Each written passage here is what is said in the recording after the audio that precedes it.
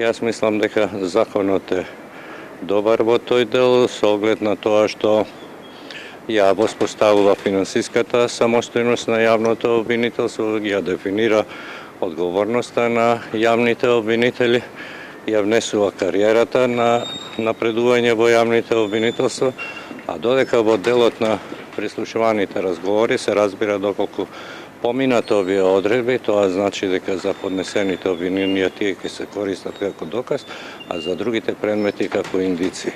Тоа значи за талирање, талирава бидејќи тие се исто како обвиненија, меѓутоа се порокот од 1 јули. За конкретни предмети сега не е време да зборуваме. Такви докази има и во рекет, такви докази има и во други предмети како оние за дадилките. Дали тоа значи дека ќе нема да се употребуваат никаде незаконски прибавени материјали?